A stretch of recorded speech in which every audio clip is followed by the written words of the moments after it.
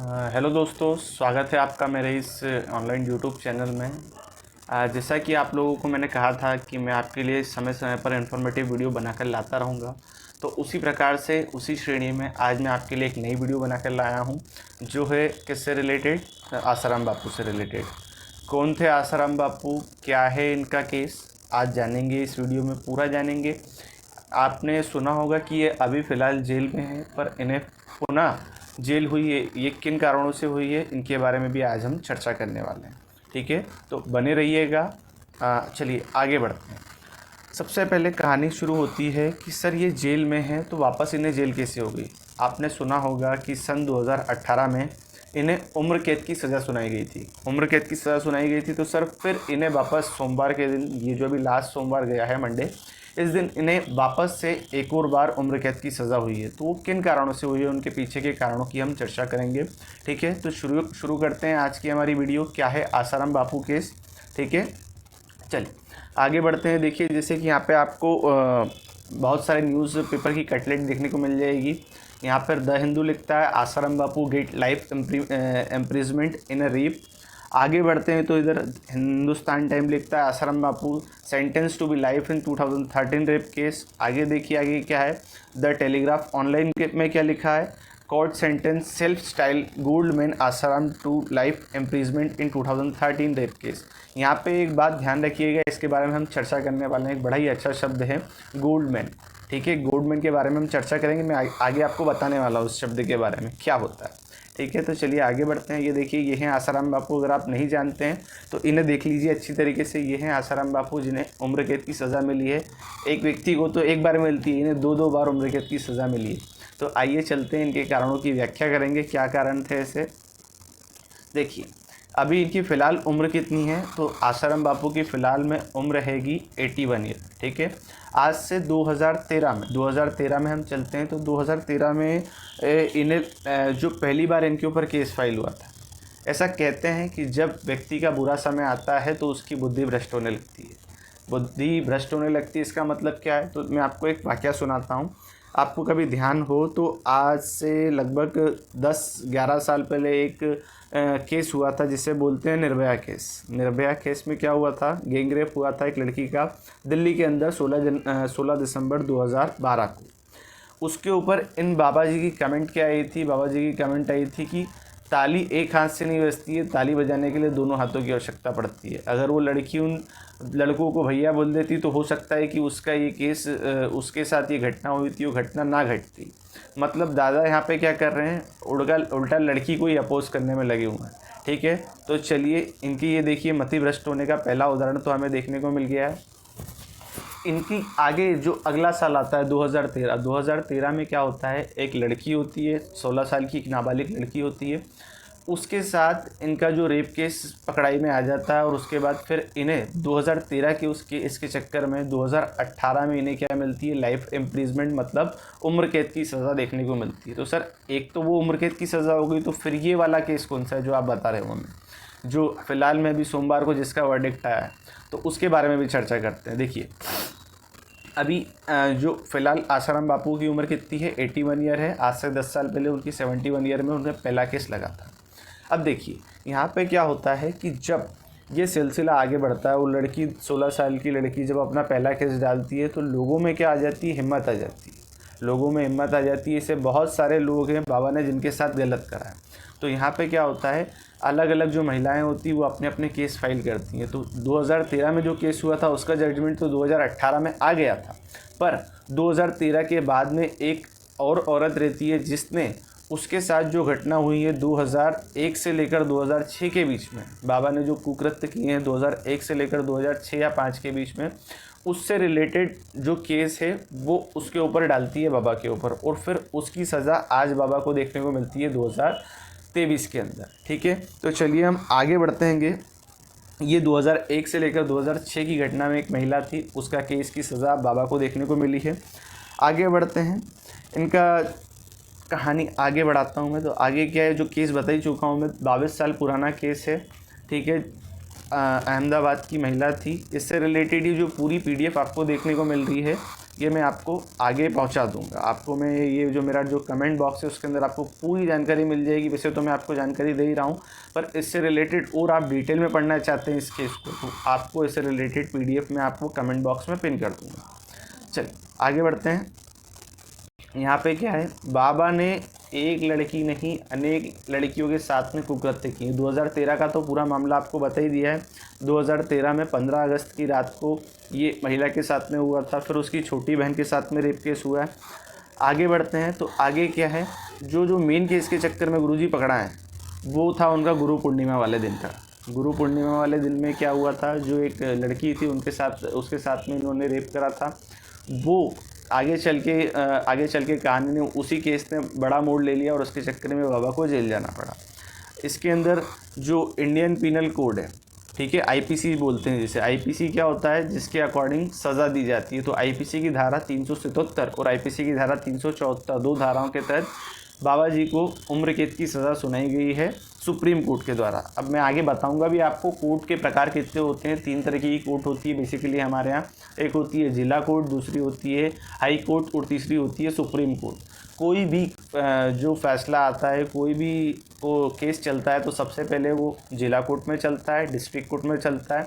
District court में अगर वो यहाँ पे वर्डिक्ट दे दी जाती है और यहाँ पे दोनों पक्षकार में से कोई भी एक भी असंतुष्ट होता है तो फिर उसके लिए वो अपील करता है।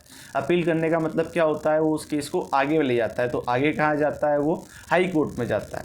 हाई कोर्ट के बाद अगर आपको केस में फिर आप चाहते हैं कि इसकी सुनवाई ठीक तरीके से नहीं हुई, इसमें कुछ बदलाव चाहते हैं, तो फिर उसके बाद वो केस जाता है देश की सबसे बड़ी अदालत जिसे बोलते हैं सुप्रीम कोर्ट। तो सुप्रीम कोर्ट में भेजा जाता है। तो ये बाबा जी के केस तीनों कोर्ट में गए और तीनों कोर्ट से इन्हें सज़ा मिली है।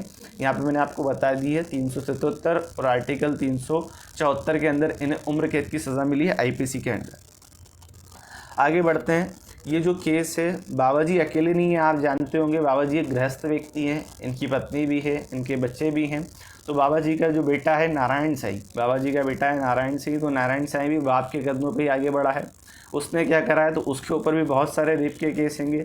जो पीड़ित महिला उसकी छोटी बहन के साथ में इसने रेप करा है, तो उसके कारण इसे भी जेल हुई है। आगे बढ़ते हैं। तो जब ये कहानी आगे बढ़ रही थी तो उसी बीच में क्या होता है, पुलिस जो संदिग्ध आरोपी होती है उन्हें पकड़ती है। तो उसके अंदर आसाराम बापू के साथ में उसके परिवार के साथ 6 लोगों को अन्य को गिरफ्तार किया गया। आसाराम बापू के खिलाफ सबूत मिल गए तो उन्हें क्या कर लिया गया, डिटेन कर लिया गया। बाकी जो बचे 5 लोग थे उन्हें छोड़ दिया गया था। अब देखिए आगे बढ़ते हैं।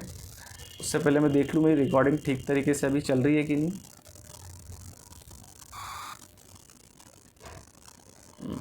या this is very good, okay. तो चलिए कहानी को आगे बढ़ाते हैं। वीडियो अच्छी झकाझक क्वालिटी में आगे बढ़ रही है हमारी। तो ये PDF पे वापस लौटते हैं। ये है नारायण साईं, ये जो व्यक्ति आपको दिख रहा है वाइट कलर के कुर्ते में, ये नारायण साईं हैं। साथ में उसके पिताजी आसाराम बापू हैं। आगे बढ़ते हैं। तो आगे देखिए क्या है, आगे की कहानी मैं आपको ले चलता हूँ। ये है, अब मैं आपको बताने वाला हूँ बाबा की संपत्ति के बारे में। बाबा की संपत्ति क्या खासा हाल है। तो देखिएगा इनकी संपत्ति क्या है। बाबा बेसिकली शुरुआत में कोयला व्यापारी था। क्या था, एक कोयला व्यापारी था। कोयला व्यापारी से वो कैसे बाबा बना, उसके जीवन में क्या ऐसे परिवर्तन हुए उनको भी जानेंगे, पर पहले जान लेते हैं इनकी संपत्ति कितनी है। तो ध्यान से देखिएगा, इन्होंने 42 वर्षों के इनके करियर में इन्होंने अनेक आश्रम बनाए क्या, इन्होंने सरकारी ज़मीन पे कब्ज़ा करा। बेसिकली कब्ज़ा करने के बाद आश्रम बनाए और आश्रमों का संचालन स्थानीय समिति द्वारा किया जाता है। मतलब बाबा एक मेन हेड है जिसके अंदर बहुत सारी समितियां चलती। तो ऐसी लगभग इनकी 1200 समितियां हैं और दुनिया भर में इनके लगभग 400 से ज़्यादा आश्रम हैं। 400 से ज़्यादा आश्रम है, जिन आश्रमों में लगभग साल भर के 400 करोड़ रुपए की कमाई होती है। हर साल लगभग 400 करोड़ रुपए की कमाई होती है। और ये आपको तर्क जानने योग्य कि बाबा को 2013 में क्या हो गई थी, जेल हो गई थी, डिटेन कर लिए गए थे। पर उनके जो अनुयायी हैं आज भी उनको मानते हैं, उनके जो प्रोडक्ट हैं उनको यूज़ करते हैं। आपको ये जानकर आश्चर्य होगा, बाबा धर्म तो करता, धार्मिक स्वभाव तो दिखाता ही था, अपने आप को बाबा कहता ही था, पर ये फुल टू प्रोफेट स्टाइल में रहता था। स्टाइल में रहने के साथ में एक बहुत बड़े व्यापारी की भूमिका में भी था। देखिए इनका व्यापार कैसे चलता था, जिसको मैं आगे बताने वाला हूँ। आपको बाबा की संपत्ति के बारे में जानकर हैरानी होगी। बाबा की कुल संपत्ति कितनी है? बाबा की कुल संपत्ति है 10,000 करोड़ रुपए। और 10,000 करोड़ रुपए में आपको ये बात ध्यान रखनी चाहिए कि इसके अंदर भूमि सम्मिलित नहीं है। भूमि सम्मिलित नहीं है मतलब ये क्या है, इनकी सारी की सारी चल संपत्ति है, नगद, कैश, हीरे जवाहरात, ये सारी चीज़ें मिला के इनकी कुल संपत्ति अभी 10,000 करोड़ की है। उसके बाद इसमें अभी तक भूमि सम्मिलित नहीं है। और ये जो संपत्ति का ब्यौरा है 2013 का है। अब देखेंगे तो इनकी जो संपत्ति वो तो बढ़ी गई होगी, आज हम 10 साल आगे हैं उससे। यहाँ पे देखिएगा विश्व करोड़ में बाबा के 4 करोड़ भक्त हैं। कितने भक्त हैं? 4 करोड़ भक्त हैं। किसी बहुत सारे देशों की पॉपुलेशन मिलके हो जाती है इतनी, तो बाबा के 4 करोड़ भक्त हैं, जिसके अंदर इनकी 10,000 करोड़ रुपए की संपत्ति है। इन्होंने बहुत सारी जगहों पे क्या करा है, सरकारी ज़मीन पे कब्जा करा और वहाँ पर इन्होंने क्या बनाए हैं, अपने आश्रम बनाए हैं। बाबा के गुजरात में 10 जिलों में 45 स्थानों पर ज़मीन है। और भी आपको देखिएगा यहाँ पे संपत्ति का ब्यौरा मैं आपको बताता जा रहा हूँ। आगे देखिए आगे क्या है। इसके अलावा राजस्थान, मध्य प्रदेश, महाराष्ट्र और आंध्र प्रदेश में 8 जिलों में 33 स्थानों पर बाबा की ज़मीन है। मतलब पूरा एकदम खुला व्यापार इन्होंने बना रखा है। पूरी संपत्तियाँ कब्जे में कर रखी हैं, आश्रम बना रखे हैं। इनका जो बेटा नारायण साईं के पास कितने 2,500 करोड़ रुपए की अकेली ज़मीन उसके पास थी। ऐसी बहुत सारी ज़मीनें जिनके इनके पास पेपर ही नहीं है। अभी कुछ बच्चे ऐसे होंगे, कुछ लोग मुझे ऐसे देख रहे होंगे जिनको ये भी नहीं पता होगा करोड़ों में कितने ज़ीरो होते हैं। और यहाँ पे तो 2,500 करोड़ रुपए एक व्यक्ति लेके बैठा है। यहाँ पे देखिए 42, जब इन्हें पकड़ा गया तो इनके 42 बैग में दस्तावेज मिले। मतलब कितने 42 बैग को गिनो, इतने सारे भूमि से संबंधित दस्तावेज इसके अंदर देखने को मिले थे। आगे देखें तो इनके पास जो बची 750 करोड़ रुपए की जो संपत्ति है वो इनके ऊपर जुर्माने के रूप में वसूल ली गई थी। और ये 2013 की बात है। आगे बढ़ते हैं। बाबा जी की सिक्योरिटी का ये हाल था कि आप किसी भी एयरपोर्ट पे चले जाइए, नेशनल एयरपोर्ट, इंटरनेशनल एयरपोर्ट, तो वहाँ पर आपको बिना चेकिंग के आप आगे नहीं जा सकते। पर बाबा जी का स्वैग ऐसा था कि ये एयरपोर्ट में डायरेक्ट घुस जाते थे बिना किसी चेकिंग के, और डायरेक्ट अपने एरोप्लेन, हेलीकॉप्टर जो भी इनके पास होता था उसके अंदर बैठ के यात्रा करते थे। चेकिंग वेकिंग का कोई भय नहीं है। इनके संपर्क इतने तगड़े थे, अभी आपको मैं आगे दिखाने वाला हूँ। ऐसे संपर्क थे इनके। ये एक तो अपने आप को देखो, फोटो देखो इनका, अपने आप को ये क्या भगवान ही मानता था। ये देखिए आप ध्यान, जब मैं आपको PDF दे दूंगा तो ये इनकी पूरी की पूरी संपत्ति का ब्यौरा है। मतलब ये कहाँ से इनकी कमाई होती थी, कितने रुपए लाते थे, कहाँ से, किन इनके इनकम के सोर्स थे, वो सारी की सारी जानकारी इस फोटो में दे रखी है। अगर आप चाहें तो शांति से इसे पढ़ लीजिएगा आगे। ये देखिए जैसा कि मैं आपको बताने वाला था, बाबा धार्मिक स्वभाव तो रखता था, धार्मिक कार्यों में अपने आप को लिप्त रखता था कि देखो मैं एक क्या हूँ, एक संत हूँ, एक महात्मा हूँ। पर पूर्ण रूप से इनका व्यवसाय भी उसी जोर शोर के साथ में चलता था। इनके सत्संग होते थे, साल भर में अनेकों जगह सत्संग करते और उन सत्संगों में इनके प्रोडक्ट की सेल लगती थी। सेल में भी देखिए बिजनेसमैन आसाराम अपने भक्तों को संजीवनी दवा देते थे, बहुत सारी गोलियां देते थे, ब्यूटी प्रोडक्ट देते थे। इसमें देखिए इनके प्रोडक्ट में कितनी सारी चीज़ें हैं। याददाश्त दुरुस्त करने के लिए स्मृति चूर्ण, जोड़ों का दर्द दूर करने के लिए शलिधूर चूर्ण, कैंसर और हृदय रोगों के लिए वर्जन रसायन टैबलेट, आँखों की रोशनी बढ़ाने के लिए त्रिफला टैबलेट, दांत से लेकर मालिश और बाल से लेकर जोड़ों तक के लिए इनके पास सारी तरीके की मेडिसिन होती थी। शरीर को ठंडक पहुंचाने के लिए शरबत, ये सारे के सारे प्रोडक्ट आज भी मार्केट में यूज़ करे जाते हैं। ऐसे बहुत सारे लोग हैं जो आज भी बाबा को गुरु मानते हैं। ठीक है, यहाँ पे आपने एक कहावत सुन होगी, गुरु गोविंद दो खड़े कीके लागू पाए, बलिहारी गुरु आपकी गोविंद दियो बताए। कहने का तात्पर्य है कि हे गुरु जी, मैं सबसे बड़ा आपको मानूंगा क्योंकि आप ही ऐसे व्यक्ति हैं जो मुझे किससे मिला सकते हैं, भगवान से मिला सकते हैं। पर ये क्या है, बाबा ने सोचा कि बाबा मैं भगवान बन जाता हूँ, भगवान को साइड हटाओ, अगर मुझे अंततः आपको मिलाना किससे, भगवान से, तो भगवान तो मैं ही बन जाता हूँ। सारा काम काहे का रहता है, पैसे का रहता है। इन्होंने पास पैसा था, इन्होंने अपने आप को धीरे धीरे क्या करने लगे, भगवान के रूप में घोषित करने लगे। इनके जो क्या होते हैं, देखिए यहाँ पर जो भी मैं तथ्य देने वाला हूँ वो पूर्ण रूप से क्या है, सोर्सेस पे डिपेंडेंट है। यहाँ पर मैं कोई भी अपनी राय नहीं दे रहा हूँ, ये आपको ध्यान रखनी है। इसके अंदर जो भी चीज़ें हैं मैं मीडिया सोर्सेस से ले रहा हूँ। आखिरी में आपको इसके में सारे रेफरेंस दूंगा कि कहाँ से मैंने ये जानकारियाँ इकट्ठी करी हैं, किन किन सोर्सेस से मैंने ये जानकारियाँ लाया हूँ। इसमें किसी प्रकार के मेरे विचार नहीं हैं। मैं पूर्णतः एक राष्ट्रवादी, मैं पूर्णतः एक हिंदूवादी व्यक्ति हूँ। मैं संतों का आदर करता हूँ, पर जो संत पाखंडी हैं, जो धूर्त हैं, उनको मुझे ऐसे जो उनकी छवि समाज के सामने लाने में भी पूरी रुचि रखता हूँ। आज से थोड़े समय पहले धीरेन्द्र कृष्ण शास्त्री के ऊपर जो विवाद चल रहा है उससे संबंधित पे भी मैं आपको एक वीडियो लाने वाला हूँ। ध्यान रखिएगा, धीरेन्द्र कृष्ण शास्त्री एक पूर्णतः जेन्युइन व्यक्ति है, बालाजी महाराज के भक्त है और मैं उनका पूर्णतः सपोर्ट करता हूँ। ठीक है, ये मेरे पर्सनल विचार है, पर ये धूर्त व्यक्ति का मैं क्या करता हूँ, पुरजोर विरोध भी करता हूँ। इसके मैं आगे आपको कृत्य दिखाने वाला हूँ। ऐसे बहुत सारे काम है जो इसके आश्रम में चलते थे। ठीक है, ये देखिएगा, ये इनके ब्यूटी प्रोडक्ट हैं। कितने प्रकार के ब्यूटी प्रोडक्ट हैं, गौ चंदन है, अगरबत्ती है, तेल है, घी है, च्यवनप्राश है, बहुत सारी चीज़ें बाबा क्या करते थे, व्यापार करते थे इसका। तो ये आपको बता ही दिया, बाबा व्यापारी। बाबा ये सारी की सारी पूजा पाठ की सामग्री तो बेचते ही थे, पर साथ ही साथ ब्यूटी प्रोडक्ट में भी इनका क्या था, अच्छा खासा हाथ इन्होंने जमा रखा था। देखिएगा यहाँ पे ब्यूटी प्रोडक्ट में क्या क्या है। अहमदाबाद की एक कंपनी है, अहमदाबाद की कंपनी को इन्होंने 350 करोड़ रुपए, मैं आपको बार बार दे रहा हूँ, आंकड़ों पे ध्यान दीजिए। क्या दीजिए, आंकड़ों पे। 1 करोड़ में 7 जीरो होते हैं और लोगों की ज़िंदगी बीत जाती है, 1 करोड़ रुपए नहीं कमा पाते हैं। और यहाँ पे 350 करोड़ रुपए का तो ठेका बाबा ने सिर्फ काहे के लिए दे रखा था कंपनी को, कि मेरे नाम से तुम क्या बनाओ, ब्यूटी प्रोडक्ट बनाओ। तुम क्या बनाओ, बहुत सारे ब्यूटी प्रोडक्ट बनाओ और उनके ऊपर लेबल किसका लगा देना, आसाराम बापू के नाम से लगा देना। बाबा के पास धन का एक और सोर्स था, वो क्या था, सत्संग करता था। बाबा क्या करते थे, सत्संग करते थे। सत्संग में लगभग इनके साल भर में 50 सत्संग हो जाते थे और हर सत्संग से इनकी 1 से 1.5 करोड़ रुपए की कमाई होती थी। साल भर में इनका सबसे जो विशेष और जो सबसे महत्वपूर्ण सत्संग होता था वो गुरु पूर्णिमा के दिन होता था।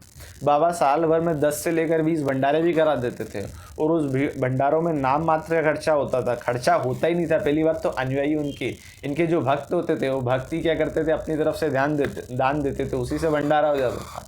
और भंडारे में कितनी 100 200 करोड़ रुपए की जो राशि वो चंदे के रूप में बाबा को प्राप्त हो जाती थी।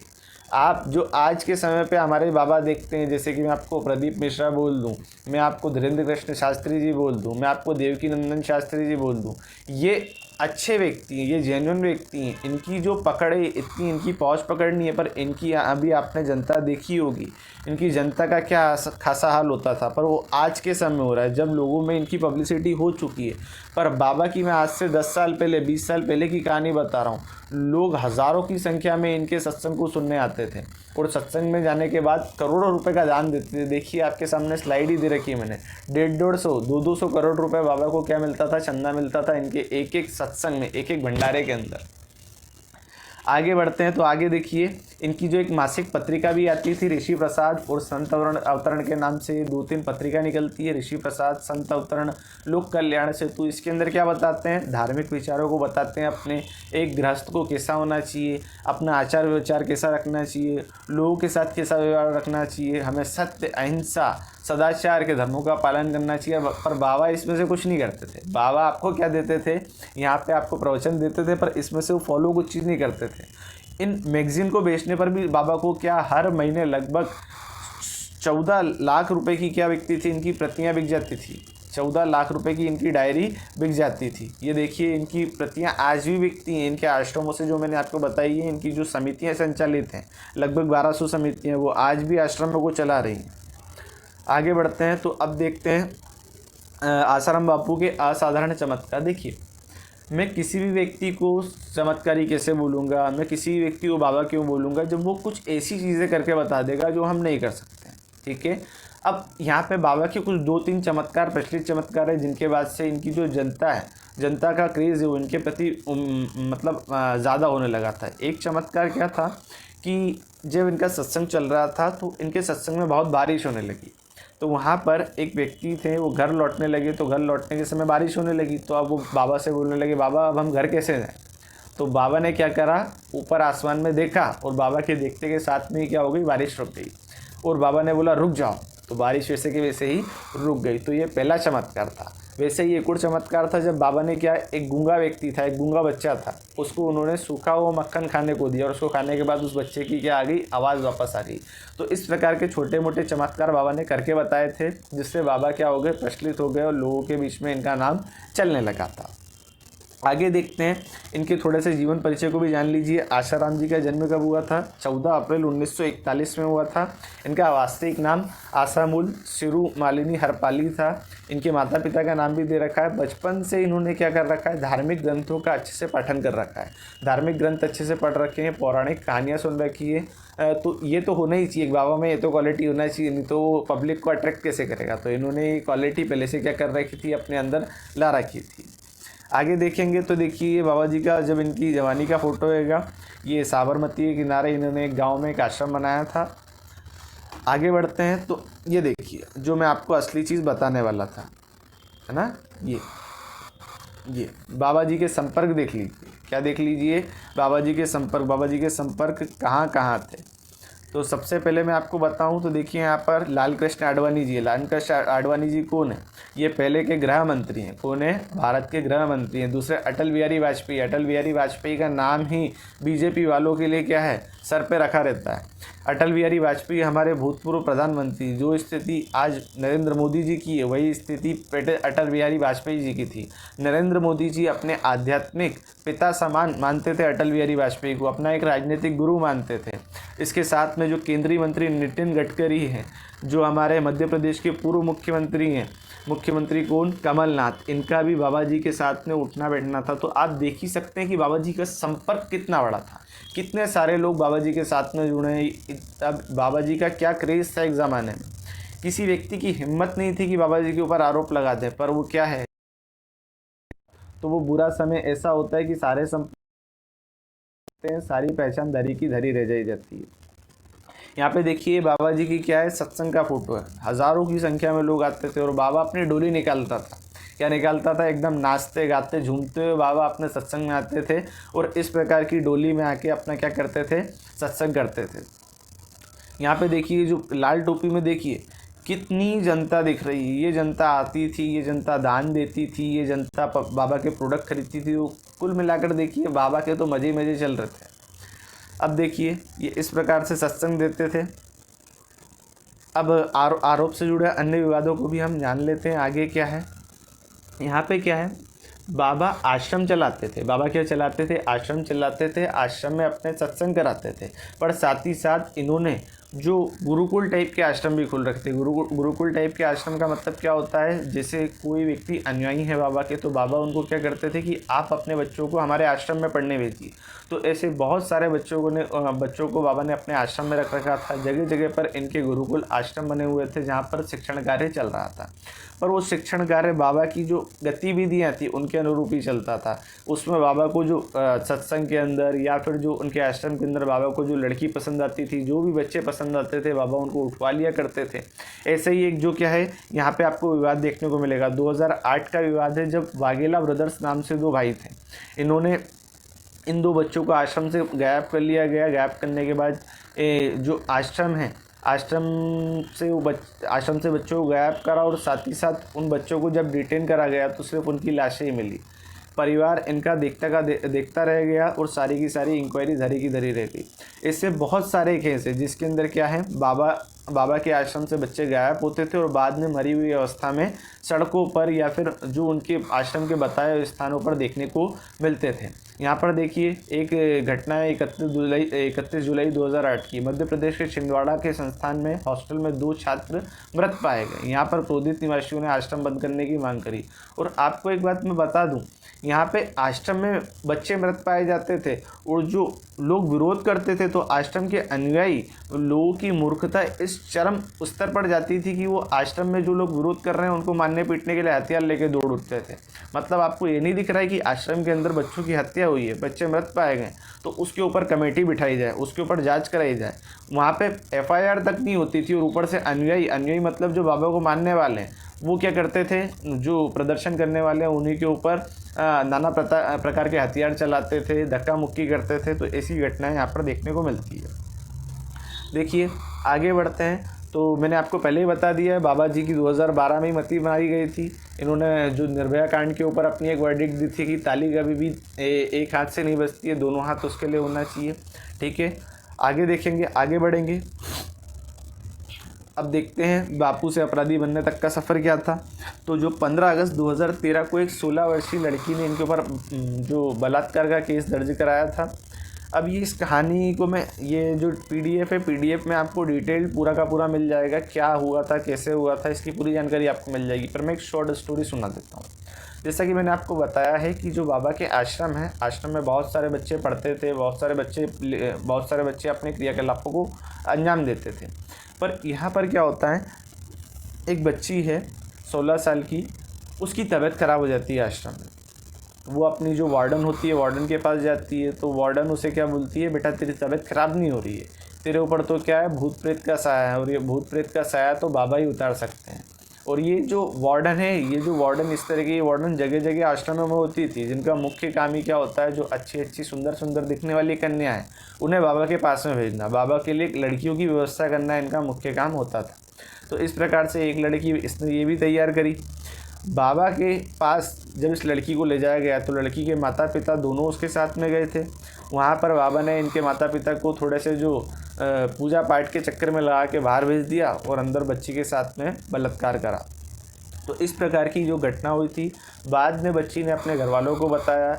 बाबा के अनुयायी इस कदर थे कि वो जो लड़की का पिता है, उसने पहले बाबा के नाम से आश्रम खोल रखा था। अपने घर की जो जुड़ी हुई कमाई थी, अपनी मेहनत से जुड़ी हुई कमाई थी, उसको उसने हटाकर उसकी जगह बाबा के नाम से आश्रम खोला, और बाबा जी ने उसी की बच्ची के साथ में इस प्रकार के कुकृत्य करे।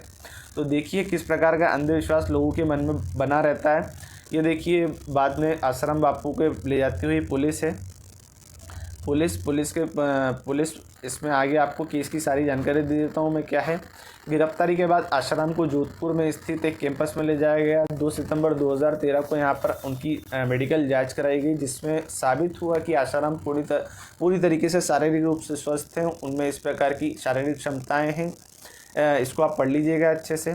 बाद में इनके जो मैंने आपको बताया है कि जो 3 प्रकार के कोर्ट हैं हमारे, कौन कौन से, एक तो डिस्ट्रिक्ट कोर्ट, हाई कोर्ट और सुप्रीम कोर्ट, तीनों प्रकार के कोर्टों में इनके क्या हुए, इनके केस चले।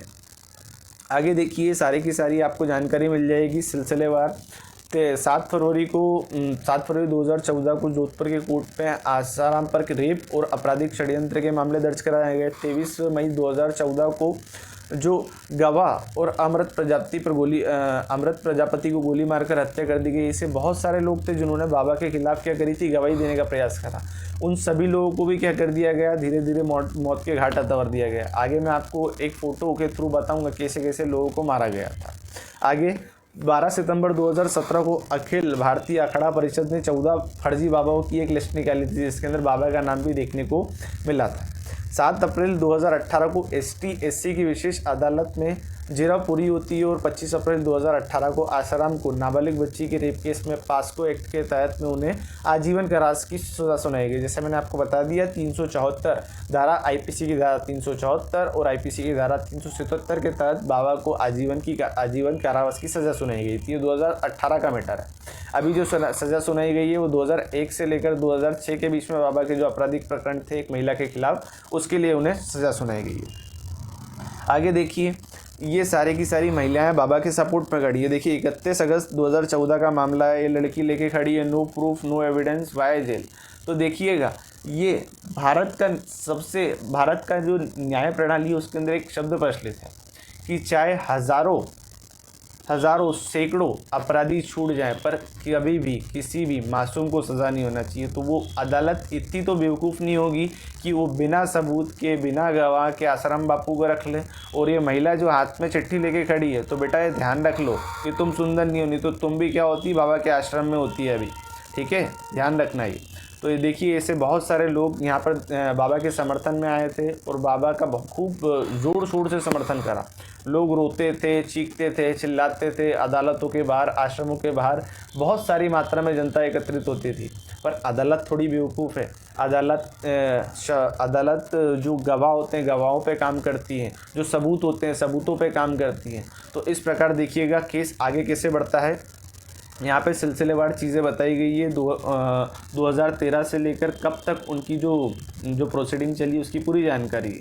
यहाँ पर लगभग 1665 दिन आप जान रहे हैं 1665 दिन लगातार ट्रायल चला है। क्या चला है? ट्रायल चला है। ट्रायल का मतलब क्या होता है? जो भी गतिविधियां हुई हैं वो गतिविधियां सिलसिलेवार तरीके से कोर्ट में बताई जाती है। तो 1665 दिन, अगर आप हम 300 दिन, तो तीना पंजे 15, लगभग 4.5-5 साल के आसपास केस कोर्ट में चला है। उसके बाद में क्या है, 12 बार अपील इनकी रिजेक्ट हुई है बेल की। आप जानते हैं 2 तरीके के ऑफेंस होते हैं, एक बेलेबल ऑफेंस होता है, एक नॉन बेलेबल ऑफेंस होता है। इसका मतलब क्या होता है, अगर आप अपराध करते हैं तो उस अपराध के ऊपर आपको बेल मिल जाती है तो बेलेबल ऑफेंस कहलाता है। एक अपराध होता है जब आप अपराध करते हैं तो उसके ऊपर आपको बेल नहीं मिलती है तो वो नॉन बेलेबल ऑफेंस होता है। तो बाबा जी की जो बेल है 12 बार बेल के लिए अप्लाई करा गया पर इन्हें एक बार भी बेल नहीं मिली।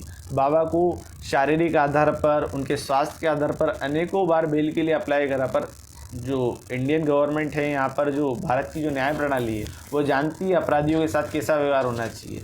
बाबा इतना शक्तिशाली है, अगर वो एक बार गलती से ही बाहर आ जाए तो जो पीड़िता और समाज के जो भी पक्ष उसके खिलाफ है उनको चुटकियों में धूल में मिला सकता है। तो इस प्रकार कोर्ट ने अपना डिसीजन बनाए रखा और उन्हें बेल नहीं दी। यहाँ पर देखिएगा लगभग टोटल 53 डे फाइनल आर्ग्यूमेंट हुई। और यहाँ पे क्या हुई, आगे बढ़ते हैं।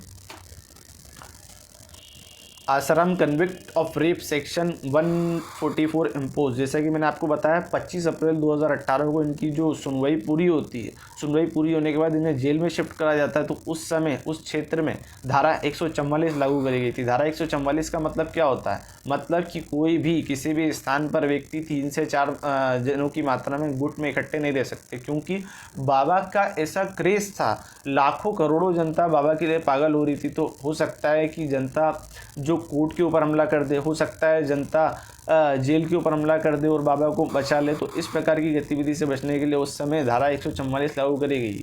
देखिए एक व्यक्ति में कितनी शक्ति है। आगे बढ़ते हैं तो आगे देखिएगा, Asaram rape case verdict today 4 state told to 13 security.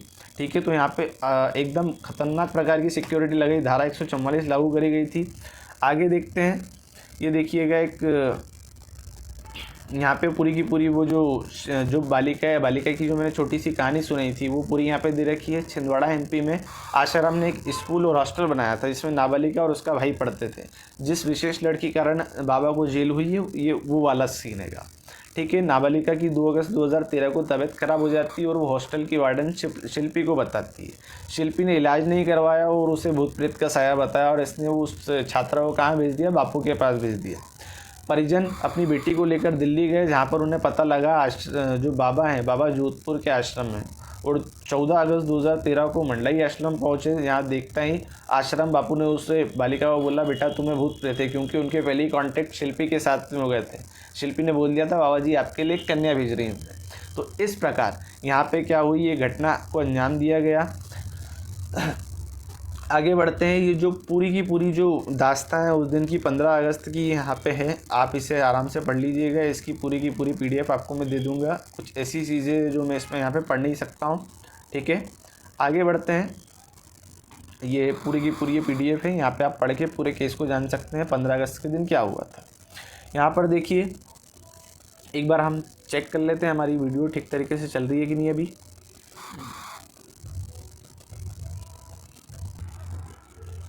हाँ, तो चलिए वीडियो तो ठीक तरीके से चल रही है। अब आगे बढ़ते हैं वापस अपनी PDF के ऊपर। तो देखिए अब बाबा जी के स्वैग देखते हैं, कैसे बाबा जी अब अपनी व्यवस्था करके रखते थे। मैंने आपको बताया बाबा जी के तरह तरह के सत्संग चलते रहते थे। अब सत्संग में बहुत सारे व्यक्ति आते हैं, पुरुष आते हैं, बुजुर्ग आते हैं, महिलाएं आती हैं, लड़कियां आती हैं। तो बाबा जी अपने हाथ में टॉर्च लेके रखते थे अधिकतर समय। जो लड़की आती थी, जो लड़की ने पसंद आती थी, बाबा जी उसके ऊपर टॉर्च जला के अपने सेवादारों को इशारा करते थे कि ये वाली लड़की ने पसंद आई। फिर वो सेवादार उस बच्ची के परिवार वालों से मिलते थे, उन लड़कियों के परिवार वालों से मिलते थे और बाबा के ऊपर अपने आप को समर्पित करने की इस प्रकार की गुहार लगाते थे। यहाँ पर वो साम दाम दंड भेंट पूरे तरीके से अपनाते थे, जो तरीका उन्हें पसंद आए। पैसे चाहिए पैसे लो, बाबा का जो डर के कारण काम करना और डर के कारण करो। इन्होंने अपने आश्रम में बहुत सारी सेविकाएँ लगा रखी थी जिनका मुख्य कार्य होता था कि बाबा के लिए लड़कियों की व्यवस्था करना। यहाँ पे जो बाबा जी के सेवादार हैं, सेवादार अजय कुमार आसाराम के बेटे और पर्सनल असिस्टेंट महेंद्र चावला के अन्य गवाहों के बयान भी है जो आप पढ़ सकते हैं, लाइन से यहाँ पे पढ़ लीजिएगा। आगे देखिए, आगे बढ़ते हैं। तो ये यहाँ पर राहुल चाचन के आश्रम के मैनेजमेंट का काम देखता था और उसने भी अपने गवाहों में बताया था कि आश्रम इस प्रकार की गतिविधियों में लिप्त रहता था। ये पूरी की पूरी जो चीज़ें यहाँ पे दे रखी है, करीबी होने के कारण उसने अनेक बार बाबा को आपत्तिजनक हालत में देखा है। बाबा अनेक प्रकार के नशों में भी लिप्त रहते थे, गांजा, अफीम, चरस, और सभी के लिए उन्होंने कोड नेम डिसाइड कर रखे थे। जैसे नीचे लिख रखा है, अफीम के लिए पचेड़ बूटी, अंडों के लिए सफ़ेद चीकू, प्याज के लिए कस्तूरी बोलता था। ऐसे विशेष प्रकार के जो नशे हैं उसके लिए अलग अलग नामों से इन्होंने कोड बना रखे थे। यहाँ पर देखिएगा, ये पूरा का पूरा प्रोसीजर है जो 15 अगस्त के दिन जो रेप केस हुआ था उससे रिलेटेड जो चार्जशीट बनी थी उसकी पूरी की पूरी यहाँ पे टाइमलाइन दे रखी है। जैसे क्या है, 19 अगस्त 2013 की रात 11:55 पर पीड़िता ने दिल्ली के जो कमला मार्केट के थाने में आश्रम बापू के खिलाफ में अपनी एक रिपोर्ट लिखवाई थी। 20 अगस्त 2013 को पीड़िता का मेडिकल टेस्ट कराया गया था और उसके अंदर जो उसके टेस्ट हैं पॉजिटिव आए थे। अब यहाँ पर जब भी किसी महिला का किसी का भी रेप केस होता है तो उसमें सबसे पहले पीड़िता का मेडिकल टेस्ट कराया जाता है जो ये प्रूफ करता है कि उसके साथ में उस प्रकार की गतिविधियाँ हुई है या ना हुई है। तो उसके अंदर बच्ची की यहाँ पे रिपोर्ट पूरी तरीके से पॉजिटिव आती है। 31 अगस्त 2013 को शाम को 6:15 पर जोधपुर के महिला पुलिस थाने में FIR दर्ज कराई गई एक और बार। फिर आगे 20 पुलिस अधिकारी, पुलिस कर्मियों की टीम DCP अजय लांबा के नेतृत्व में जांच करती है। 31 अगस्त 2013 को जोधपुर यहाँ पे क्या हुआ था, सबसे पहले दिल्ली में केस रजिस्टर कराया। दिल्ली का केस बाबा आश्रम जोधपुर में हुआ है कृत्य, तो जोधपुर के अंदर फिर रिपोर्ट कराई गई और बाबा फाइनली पकड़े गए इंदौर से। तो 31 अगस्त 2013 को जोधपुर इंदौर में आश्रम में से बाबा को यहाँ पे पकड़ा गया। 6 नवंबर 2013 को पुलिस ने चार्जशीट पेश करी। अब चार्जशीट क्या होती है, तो जो भी केस हुआ है उस केस में क्या क्या पक्ष थे, किस प्रकार की क्या क्या सबूत मिले, इन सभी से रिलेटेड जब पूरी की पूरी एक लिस्ट बनाई जाती है उसे चार्जशीट बोलते हैं। चार्जशीट पेश होने के बाद ही आप किसी व्यक्ति को आगे कोर्ट में उसका ट्रायल चलवा सकते हो, उससे आप जेल की सलाखों के पीछे भेज सकते हो। यहाँ पे जो 22 पेज की चार्जशीट दर्ज कराई गई।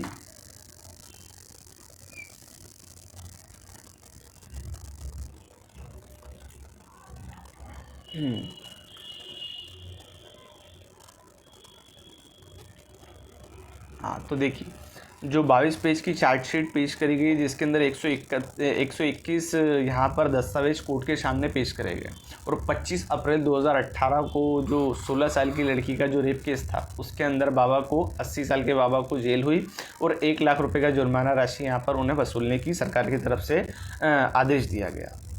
यहाँ पर जितने भी उनके गवाह थे, गवाह मतलब जिन्होंने बाबा के विरोध में अपने बयान दर्ज कराए थे, उन विरोधियों के धीरे धीरे करके बाबा ने अपने अनुयायियों से कहकर उनके मृत्यु के घाट उतरा दिया।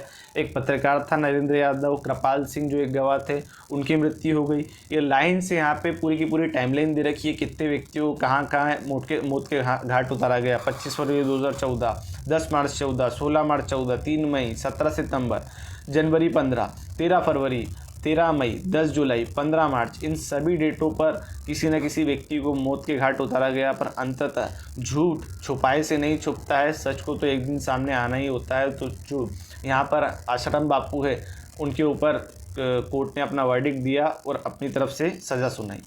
आपको ये जानकर आश्चर्य होगा, बड़ी बड़ी तोपें लगी थी इनके पीछे, पर वो तोप भी कुछ नहीं उखाड़ पाई। फिर यहाँ पे देखिएगा, उन तोपों के नाम बता देता हूँ। नामी वकील की फ़ौज लगी थी उनके पीछे, एक वकील नहीं, बाबा ने फ़ौज लगा दी थी। यहाँ पे मैं आपको बताता हूँ कौन कौन से वकील थे। राम जेठमलानी जी, इनको तो आप जानते ही होंगे, जो पहले वाले हैं।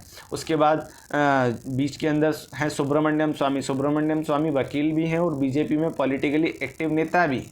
उसके बाद में जस्टिस यूयू ललित, सलमान खुर्शीद, ये यूयू ललित को तो आप जानते हैं, जो तीसरे नंबर पे फ़ोटो हैं। ये व्यक्ति आगे चल के जो सुप्रीम कोर्ट के CJI बने थे, चीफ जस्टिस बने। क्या बने हैं? चीफ जस्टिस बने। तो ये व्यक्ति भी इस जो केस है, केस के अंदर आश्रम बापू की तरफ से केस लड़ चुके हैं। इतनी बड़ी बड़ी तोपें लगी हैं, इन तोपों का एक दिन का जो किराया होता है 5-5 करोड़ रुपए होता है, इतना फीस चार्ज करते हैं ये एक दिन का। इन लोगों ने इतने हथकंडे अपनाए कि बाबा को किसी न किसी तरीके से हम क्या कर लें, बाहर निकाल लें, स्वास्थ्य के आधार पर निकाल लें, शारीरिक कमी के कारण निकाल दें। पर सारी की सारी कमियां धरी रह गई।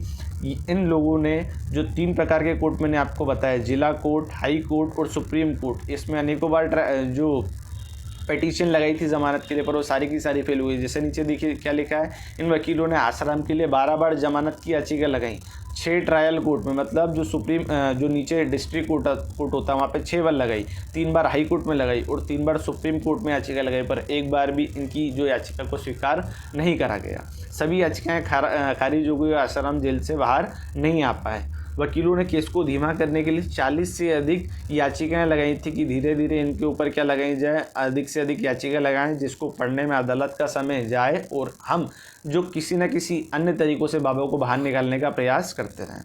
यहाँ पर कोर्ट ने अपना एक वर्डिक्ट दिया।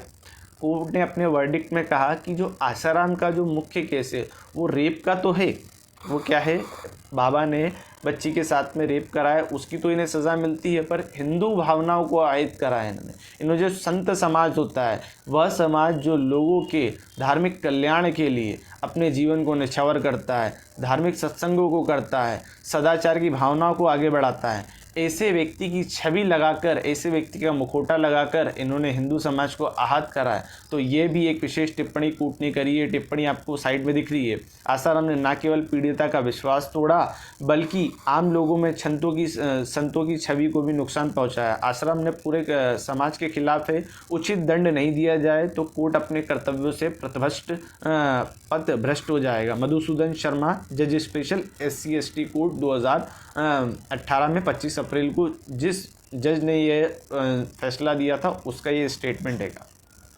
तो देख लीजिए, पैसा है, पैसे से कुछ भी नहीं होता है। 10,000 करोड़ की संपत्ति तो यूं ही है बाबा के पास में, फिर भी अंततः अपने जो कर्म करे थे, कर्म की सज़ा उसे यहीं पर देखने को मिलती है। मैं आप में से बहुत सारे लोग जो परिचित हैं मैं जिनसे रोज़ाना मिलता हूं, मैं उन्हें यही बोलता हूं कि आप सत्कर्मों पर ध्यान दीजिए, अपने जो बुरे काम हैं उन्हें छोड़ दीजिए, क्योंकि अंततः आपको आपके कर्मों का फल मिलेगा ही मिलेगा। आपको यहीं पर लेके जाना है, सारी चीज़ें यहीं दिखती हैं। आगे बढ़ते हैं तो आगे देखिए, इस केस से जुड़े जो मुख्य अधिकारी थे, जांच अधिकारी थे अजय पाल लांबा जी। अजय पाल लांबा जी एक IPS ऑफिसर है जो वर्तमान में जोधपुर में पोस्टेड हैंगे। इन्होंने अपनी किताब लिखी। किताब में इन्होंने जो आसाराम बापू से केस से रिलेटेड जो भी क्या है तथ्य हैं उनके बारे में इन्होंने बीच बीच में अपनी यहाँ पे बातों को बताया। जैसे क्या है, आसाराम को गिरफ्तार कर जोधपुर के RC कैंप में रखा गया। मैं पहली बार वहाँ इंटरोगेशन के लिए गया था। इंटरोगेशन मतलब पूछताछ के लिए। जब मैं पहली बार गए तो इन्होंने वहाँ पर देखा आसाराम बापू सोफे पर बैठे हैं और इनके जो जांच अधिकारी वो नीचे चेयर पर बैठे हैं। इस दृश्य को देखकर ही अजय जी का खून खोल गया कि एक इतना भ्रष्ट व्यक्ति, एक इतना धूर्त व्यक्ति एक अपराध करने के बाद में सोफे पर बैठा है। ये जाके उन्होंने बुरी तरीके से उसे डांटा। बाद में यहाँ पर जो आसाराम है उसने इन्हें तरह तरह के लालच दिए, तरह तरह के ऑफ़र दिए, जो राजस्थान के पूरे आश्रम इस IPS ऑफिसर के नाम करने को दे दिए। पर ये IPS ऑफिसर अपने पद से भ्रष्ट नहीं हुए। इन्होंने आसाराम बापू से सीधे कहा कि आप मुझे अपनी पूर्ण सच्चाई बता दीजिए। अगर आप सच्चाई बता देंगे तो हम आपको इंटरोगेशन में ज़्यादा तकलीफ़ नहीं पहुंचाएंगे, साथ ही साथ हम आपको गेस्ट हाउस में रखेंगे। तो आसाराम बापू ने अपने मुंह से ही सारी की सारी कहानी सुना दी और वो कहानी पूरी की पूरी जो बच्ची है, बच्ची के द्वारा बताई गई कहानी से मेल खाती है। तो यहाँ पर बाद में कोर्ट के लिए एक विशेष प्रकार से क्या है, सबूत के तौर पर इसे देखा गया। जब भी इंटरोगेशन होता है तो उसकी पूर्णतः वीडियो रिकॉर्डिंग होती है, तो उस वीडियो रिकॉर्डिंग को कोर्ट के अंदर पेश करा गया था। आगे देखिए, आगे यही जो व्यक्ति हैं जिनका फ़ोटो मैं आपको बता रहा था, अजय पाल लांबा जी, ये जो पूरी की पूरी मैंने आपको बताई घटनाक्रम। अब इसके अंदर आगे बढ़ते हैं। एक छोटा सा इंसिडेंट और बच्चा है। बता रहे थे ऑफिसर कि जब वो बच्ची ने मुझे उस घटना के बारे में बताया तो मेरी आंखों में आंसू आ गए थे। उन्होंने बताया, उन्होंने एक ही बात कही, रेप तो हुआ है सर। जो घटना इन्होंने सुनी, देखी, उसके पीछे इन्होंने जांच करी, उससे इस बात का तो अंदाज़ा लग गया था कि ये जो बच्ची है झूठ नहीं बोल रही है। पीछे जो महिलाओं के हाथों में मैंने आपको पोस्टर बताए थे कि बिना सबूत, बिना गवाह के कैसे बाबा को अंदर ले लिया, तो यहाँ पर कोर्ट बेवकूफ़ नहीं है। कोर्ट ने अपने स्तर पर सभी प्रकार के तथ्यों को ध्यान में रखा है, सभी प्रकार के गवाहों को ध्यान में रखा है। यहाँ पर जो IPS ऑफिसर उन्होंने बताया कि जब उनकी गिरफ्तारी करी गई तो उन्हें तरह तरह के रिश्वत के ऑफ़र आए। रिश्वत नहीं ली तो इनके परिवार को मारने की धमकी आई, इनको इनकी जो टीम होती है, जांच की टीम होती है, उसे मारने की धमकी आई। समय समय पर इन्हें विशेष प्रकार से परेशान किया जाने लगा। पर ये अपने कर्तव्य पथ से भ्रष्ट नहीं हुए। इन्होंने अपना कर्तव्य पूर्ण तरीके से निभाया और अंततः बाबा को जेल की सलाखों के पीछे पहुंचाया। एक दिन उनके समर्थकों ने उनसे कहा था, अगर तुमने बापू को अरेस्ट किया तो सैकड़ों लोग सुसाइड कर लेंगे। अगर एक जो धूर्त है, एक पथभ्रष्ट व्यक्ति है, एक कपटी है, उसको सज़ा देने के लिए अगर हज़ारों व्यक्तियों को मरना पड़े तो उसके लिए कोई हमें गम नहीं करना चाहिए। ये हमें सीख मिलती है रामायण से। यहाँ पर हज़ारों व्यक्तियों ने अपने प्राणों की जान की गवाही दी थी। हज़ारों वानर सेना के जो सिपाही थे उन्होंने अपना प्राणों का बलिदान दिया था। क्यों? क्योंकि सीता माता को हमें क्या मिल जाए, जो सीता माता हमें वापस प्राप्त हो जाए, साथ ही साथ एक धूर्त पाखंडी राक्षस जो रावण है उसको उसकी सज़ा, उसके कर्मों का फल यहाँ पर मिले। तो इस प्रकार हम देखते हैं इन्होंने अपने कर्तव्य पृष्ठ से भ्रष्ट नहीं हुए, अपने कर्तव्यों का पालन किया। ऐसे ही पुलिस ऑफिसर की हमें समाज में ज़रूरत हैगी। आगे बढ़ते हैं तो आगे यहाँ पर क्या है, एक स्टेटमेंट दिया है बाबा की जो एक प्रवक्ता है नीलम दुबे, उन्होंने बोला है कि अब तो बाबा का ही सहारा है, बाबा के सहारे ही हम आगे बढ़ेंगे। इस स्टेटमेंट को एक बार पढ़ लें तो क्या है, हमारा तो पक्ष हमेशा से यही था कि बाबा की कुटिया में कभी आरोपी लकड़ी हुई ही नहीं थी, लेकिन हमने तो सुना ही नहीं, सिर्फ लड़की को ही सुना। नीलम के मुताबिक अब तो हर किसी को यही दिखाई दे रहा है सिवाय भक्तों के कि बापू मुजरिम है। दरअसल सच्चाई यह है कि ये सब पॉलिटिक्स का करा दे रहा है, वरना सच्चाई देखी जाए तो बापू ने कोई जुर्म नहीं किया। खुद को पीड़िता बताने वाली लड़की जब बापू की कुटिया में गई ही नहीं तो फिर वो बापू से कैसे पीड़ित हो गई? हमें यहीं से न्याय नहीं मिल रहा है। हम जब और जहाँ कहीं भी न्याय के लिए पहुँचते हैं तो तब हमें सिर्फ और सिर्फ तारीख पे तारीख मिलती है। हाल ही में सुप्रीम कोर्ट ने गुजरात सरकार को नोटिस जारी किया है। हम भी यही है, देख लीजिए, अगर बापू को जमानत मिल जाए तो हम बस अपनी भक्ति और बापू की शक्ति का ही भरोसा है, बाकी तो प्रभु जाने। मतलब इन धूर्तों का, इन पाखंडियों का ये माहौल तो देखिए, अभी भी बाबा पे भरोसा कर रहे हैं। सारे के सारे सबूत मिल रहे हैं, सारे के सारे गवाह मिल रहे हैं, फिर भी इन धूर्तों को, इन नालायकों को, इन लीचड़ों को ये समझ नहीं आ रहा है कि बापू किसमें का धूर्त है। तो आपको विशेष रूप से ध्यान रखना है, इस प्रकार के अंधविश्वासों से बचना है। अगर आप किसी के ऊपर विश्वास करते हैं तो पूर्णतः सच्चाई के साथ में करिए, पूर्णतः उसे ठोक बजाकर जांच परख करके करिए, क्योंकि आजकल समाज में ऐसी कुरीति देखने को मिल रही है, ऐसे पाखंडी देखने को मिल रहे हैं। तो आज मैंने आपको क्या बताया, आज मैंने आपको एक बड़े ही धूर्त, पाखंडी, नालायक एक व्यक्ति के बारे में बताया जिसका नाम आसाराम बापू था। एक बहुत बड़ा बिजनेसमैन, एक बहुत बड़ा संत तो कहूँगा नहीं मैं, पाखंडी, जिसे 2013 में एक बार उम्र कैद की सज़ा मिली थी। वापस इसे अभी हाल ही में सोमवार को वापस से इन्हें सज़ा मिली है। क्यों मिली है इसके बारे में मैंने आपको पूर्ण जानकारी दे दी है। अगर आपको ये सेशन अच्छा लगता है तो इसको आपको लाइक करना है, इसको शेयर करना है। कमेंट बॉक्स तो आपके लिए खुला ही है। आपको इससे रिलेटेड जो PDF है मैं आपके कमेंट बॉक्स में पिन कर दूंगा। इस केस के कुछ अनसुने रहस्य भी हैं जो मैंने आपके सामने पेश नहीं करे हैं। PDF को आप पढ़ेंगे तो इसके संबंध में और क्लियरिटी आपको मिल जाएगी। तो जैसा कि मैंने आपको प्रॉमिस करा था, ये सेशन लगातार अब धीरे धीरे होने वाले हैं। ये पहला सेशन मैं आपके पास पहुंचाने वाला हूं। तो आज की वीडियो यहीं तक। धन्यवाद, मिलते हैं अगली वीडियो में, तब तक के लिए शुक्रिया।